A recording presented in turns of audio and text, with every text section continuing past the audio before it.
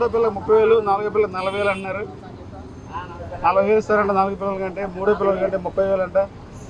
ఆయన అయిపోతే మళ్ళీ రీఓపెన్ చేయించుకోమన్నారు. అయ్యా చంద్రబాబు నాయుడు గారు, ఇప్పుడు మీరు 40,000 ఇస్తారా, 30,000 ఇస్తారా, 25,000 ఇస్తారా అన్నది సమస్య కాదు. కానీ ఇప్పటికీ మన దేశంలో ప్లేస్ తక్కువ, జాగా తక్కువై ఉంది, జనాభా ఎక్కువైపోయారు. రాను పరిస్థితి ఎలా ఉందో కూడా తెలియట్లేదు. అలాంటి పరిస్థితుల్లో జనాభాను తగ్గించుకోవాలని చెప్పేసి మీరే చెప్తారు. మళ్ళీ ఇప్పుడు మీ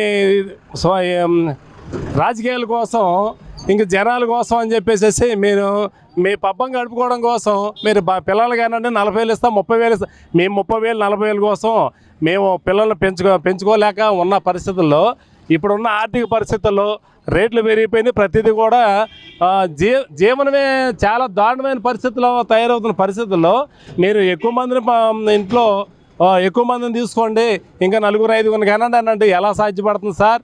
మీరు 30,000 ఇస్తారంట, 4 కంటే 40,000 ఇస్తామన్నారు. మీరు ఎంతైనా ఇస్తారండి, పెంచుకునే ఓపిక ఉండాలి కదా. మీరు 40,000, 30,000 ఇస్తారంటే దానికి 100 కారణాలు చెప్తారు. మీరు వాళ్ళు ఉంటారు, రేపు వెళ్ళిపోతారు, ఇంకో గవర్నమెంట్ వస్తుంది, ఆ గవర్నమెంట్ వేరే రూల్ పెడతారు. అప్పుడు ఆ పిల్లల్ని వదులుకోవాలా అంటే మీ అనాశరణంగా వదిలేయాలి, ఇంకా పెంచుకోలేక. ధరలు పెరిగిపోయి నానా ఇబ్బందులు పడుతుంటే, వ్యాపారాలు లేక, పనులు లేక, జాబులు లేక, జాబులకి జీతాలు చాలక చాలా ఇబ్బందులు పడుతుంటే మీరు 10 మందిని కానండి, 4 కానండి 40,000 ఇస్తారు, 30,000 ఇస్తారండి. ఇదేనా సాధ్యపడేదే? ఏంటి సార్ ఇది కరెక్ట్ కాదు సార్. అది జనాలు ఇద్దరు అన్నారు, ఇద్దరికి అంటారు, అది సాధ్యం. అది అంతేగాని 4-3 కనమంటే ఎలా పెంచేది సార్? ఇది ఇప్పుడున్న పరిస్థితుల్లో ఇండియాలో అది సాధ్యమేనా? మీరు ఏమండి, మేము చైనాలో ఏమండి, చైనాలో ఒక్కలే ఉంటున్నారు, కానీ దేశ జనాభా చూడండి, అక్కడ జనాభా బట్టే ఉంటుంది డెవలప్మెంట్ కూడా. ఇక్కడ లేదు, అది డెవలప్మెంట్ లేదు. పేదరికంతో అల్లగల్లం అయిపోతుంటే మీరు ఇంకా జనాలు పెంచుకోమంటున్నారు. అంటే ఒక కాస్త కోస్త కూడి దొరుకుతుంటే ఆ 4-5 కంటే ఉన్న కూడి కూడా పోద్ది. అది పెంచుకోలేని పరిస్థితిలో వచ్చి మీ దగ్గరికే వచ్చి అయ్యా మీరు ఇదివ్వండి అది ఇవ్వండి అని చేసి మీ కాళ్ళ దగ్గరికి రావాల్సిందా, రప్పించుకుంటున్నారు మీరు. అది పరిస్థితి. ఇంటర్మీడియట్ దాకా ఫ్రీ విద్య ఇస్తామన్నారు 3 పిల్లలు. అదేది సాధ్యపడండి. ఇప్పుడు ఫ్రీ విద్య ఇవ్వండి.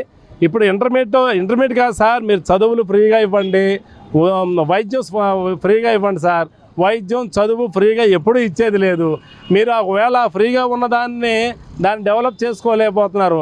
ప్రైవేట్ దానికే ఎక్కువ కూడా మీరు ప్రిఫరెన్స్ ఇస్తున్నారు. దానివల్ల మీరు కోట్లు సంపాదించుకుంటున్నారు తప్ప ఆ ఫ్రీకి ఉన్న దానికి ప్రయారిటీ ఇవ్వట్లేదు.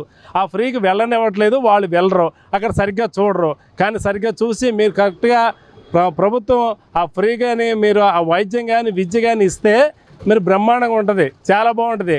అదేమీ లేకుండా మీరు ఫ్రీగా ఇస్తారని మాటలు చెప్పడం వరకు కాదు సార్. మాటలు చెప్పేంత తేలిక కాదండి మీరు ఫ్రీగా ఇవ్వడం అనేది. ఆర్థిక పరిస్థితిని బట్టే ఉంటుంది ఏదన్నా సరే. మీకు అది తెలుసో తెలీదో, ఇప్పుడున్న జనాభాకే మన రాష్ట్రంలో అప్పుల పాలైపోయారు. రాష్ట్రం అప్పుల్లో ఉంది, దేశం అప్పుల్లో ఉంది. మీరు అవన్నీ తీర్చండి సార్ ముందు. ఆ తర్వాత మీరు జనాలు పెంచుకోవడమా, ఇంకేం పెంచుకోవడమా అన్నది, ఆర్థికంగా పెంచుకోవడమా, ఇంకేమైనా ఫ్రీగా ఇవ్వడమా అనేది తర్వాత ఆలోచిద్దాం. ముందు ఆర్థికంగా మనం అది కుదురుపడాలి రాష్ట్రం. అది